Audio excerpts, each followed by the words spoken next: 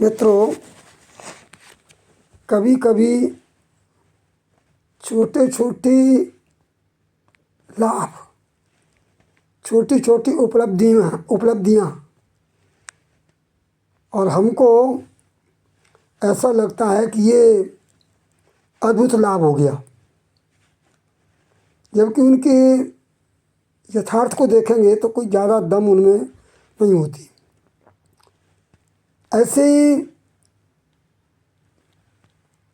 हम बहुत छोटे छोटे इंद्रिय सुखों को ही सुख मान लेते हैं, छोटी छोटी परेशानियों को दुख मान लेते हैं, छोटी छोटी होशियारी को हम चतुराई मान लेते हैं। तो सच में ये व्यापक स्तर पर चिंतन किया जाए तो एक श्लोक है नीति शतक का, वही बताते हैं कि भाई इनका यथार्थ क्या है, लाभ किसको कहेंगे वास्तव में, दुख किसको कहेंगे, सुख किसको कहेंगे, सूरवीर कौन है। बड़ा अच्छा श्लोक है। इसमें कभी खुद ही प्रश्न करता है और खुद ही उत्तर देता है। देखे जरा, को लाभो गुण संगम किम सुखम प्राज्ञेतरैः संगति, का हानि समयच्युति निपुणता, का धर्म तत्त्वेरति, कः सूरो विजितेन्द्रिय प्रियतमा, का अनुव्रता किं धनम, विद्या किं सुखमप्रवासगमनम, राज्यम किमाज्ञाफलम। भाव देखें, कभी कहता है कि बताइए सबसे बड़ा लाभ क्या है, तो कभी स्वयं प्रश्न करके स्वयं उत्तर देता है, बोले गुणी संगम, सबसे बड़ा लाभ ये है गुणवानों की संगति मिल जाए। सारे लाभ उसके नीचे। गुणवानों की संगति, सज्जनों की संगति जब मिल जाती है तो उससे हृदय का जो एक ऐसा भाव जो है ना पल्लवित होता है। बाकी सब चीज़ों से तो इंद्रियां सुखी होती हैं, लेकिन गुणवानों की संगति का जो सुख है वो हृदय को तृप्त करता है। फिर कहा कि दुख क्या है भाई, सच में दुख क्या है, किम सुखम, तो कहते हैं प्राज्ञेतरैः संगति। प्राज्ञ कहते हैं विद्वान को, और विद्वान से इतर मतलब मूर्ख। मूर्ख की संगति होना ही सबसे बड़ा दुख है। बाकी सब दुख झेल लिए जाएंगे, उनका तात्कालिक फल होगा दुखों का, लेकिन मूर्खों का की संगति का जो फल है ना, परिणाम है ना, वो दीर्घकालीन हो सकता है। इसलिए प्राज्ञ से इतर माने मूर्खों की संगति भगवान नहीं दे, ये सबसे बड़ा दुख है। दुख है ये, असुखम, सुख नहीं, दुख है ये मूर्खों की संगति होना। तो प्राज्ञेतर संगति सबसे बड़ा दुख है। मूर्खों की संगति के लिए तो मानस में कहा गया है ना, बरुबल वास नरक करताता, दुष्ट संग जन देहि विधाता।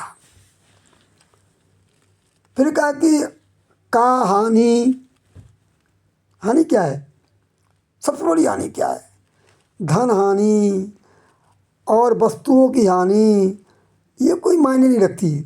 सबसे बड़ी हानि है समयच्युति, समय बर्बाद हो जाना। समय परमात्मा का एक रूप है। कहते हैं कि परमात्मा साक्षात नहीं रहता है, पर समय के रूप में हमारे साथ हर क्षण विराजमान है। इसलिए समय की साधना माने परमात्मा की प्रत्यक्ष साधना है। अगर हमने समय को गंवा दिया, आज तो समय के लिए की तो कोई मूल्य नहीं है। सारे दिन सोशल मीडिया, फालतू की बकवास, सारे दिन जो है ना इधर उधर की बातें, है ना, लेकिन उसका उपयोग नहीं, ये सबसे बड़ी हानि है। और चतुराई क्या है सबसे बड़ी, दूसरों से जैसे तैसे अपने काम निकलवा लेना चतुराई नहीं है।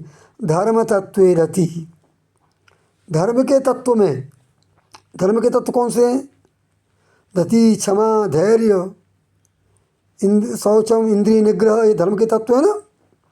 धी विद्या सत्य क्रोध दशकम धर्म लक्षणम। तो कुल मिला करके धैर्य, क्षमा, चोरी से बचना, पवित्रता, इंद्रिय निग्रह, ये धर्म तत्व हैं। इनके प्रति हम कितने दृढ़ हैं। विपरीत परिस्थितियाँ होने पर भी अगर सारी अधर्म की परिस्थितियाँ होने के बाद भी हम अधर्म की ओर प्रवृत्त नहीं होते हैं। भ्रष्टाचार के लिए खूब अवसर है, लेकिन हमारे मन को कोई नहीं डिगा सकता। यही सबसे बड़ी निपुणता है, चतुराई है। दूसरों से अपना काम निकालना काहे की निपुणता है, वो तो निकल ही आएगा। का सूरो, सूरवीर कौन है? दूसरों को डरा के, धमका के, भयभीत करके या स्वार्थ में लेकर के कुछ काम आ करके और उनको अपने बसवर्ती कर लेना, ये कोई सूरवीरता नहीं। ये तो जीतेंद्रिय, अपने आप को जीत लेना। दूसरों को जीत लेना कोई कठिन काम नहीं है। स्वयं को जीतना, स्वयं के क्रोध को, स्वयं के लोभ को, स्वयं की मोह को, स्वयं के द्वेष को, घृणा भाव को, पाखंड को, इनको जीतना, ये है सच्चे अर्थों में सूरवीरता। और का प्रियतमा, प्रियतमा कौन है? सामान्यतः प्रियतमा पत्नी को कहते हैं और प्रियतम पति को कहते हैं श्रृंगारिक अवस्थाओं में। पर सच्चे अर्थों में हर पत्नी प्रियतमा नहीं होती है और हर पति प्रियतम नहीं होता। पत्नी होने के बाद भी प्रियतमा और प्रियतम एक विशिष्ट गुण होता है। तो कहते हैं जो पत्नी मन कर्म वचन से पति के अनुव्रत हो, पति के मनोवृत्ति के अनुसार हो, वो प्रियतमा पत्नी है। और जो पत्नी के मनोनुकूल हो वो प्रियतम है। जैसे राम जी सीता के प्रति या सीता जी राम के प्रति। और अगला प्रश्न किया, क्यों धनम? धन क्या है? रुपया, पैसा, संपदा जोड़ लेना धन नहीं है। तो क्या है? विद्या। सबसे बड़ा धन विद्या है। बाकी धनों का तो कोई भरोसा है नहीं। विद्या और शेष धनों में एक अंतर है। शेष धन जितने अपने पास होंगे उनमें जितना खर्च कर देंगे उतने कम हो जाएंगे, लेकिन विद्या खर्च करने पर कम नहीं होती। इसलिए कहा गया कि ये सरस्वती का जो भंडार है ये कोई विचित्र धन है, दिव्य धन है। जो खर्च करो तो बढ़ जाता है और बढ़ा के रखो तो घट जाता है। तो विद्या ही सबसे बड़ा धन है। और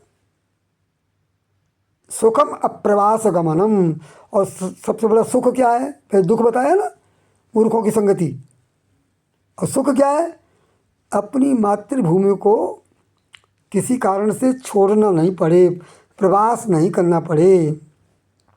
प्रवास का मतलब वो एक दो दिन के बाद से नहीं है, जीविका के कारण या किसी भी कारण मातृभूमि को छोड़ना पड़ा। क्योंकि शास्त्रों में मातृभूमि के प्रेम को माता के प्रेम की जैसी तुलना की गई है। लक्ष्मण जी का वो प्रसंग आता है ना, राम जी ने जब रावण वध कर दिया तो लक्ष्मण जी का मन स्वर्णमयी लंका को देख करके थोड़ा सा आकर्षित हो गया। राम जी से उन्होंने इच्छा व्यक्त की तो राम जी ने तुरंत कहा कि अप स्वर्णमयी लंका न मे लक्ष्मण रोचते जननी जन्मभूमिश्च स्वर्गात् गरीयसी। लक्ष्मण भले ही ये लंका सोने की है पर मेरे लिए तुच्छ है, क्योंकि माँ और मातृभूमि ये स्वर्ग से भी बढ़कर हैं। कम से कम लंका स्वर्ग से तो अच्छी नहीं है।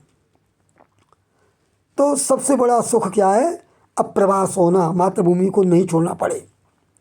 और राज्यम किम, राजा कौन है? राजा, असली राजा वो है जिसकी आज्ञा को कोई टाले नहीं, जिसकी बात नहीं टले। जहाँ भी अपनी बात समझदारी से रखे तो उसकी बात में इतनी दम हो कि कोई भी उसकी बात को मानने को राजी राजी तैयार हो जाए, वही सबसे बड़ा राजा है।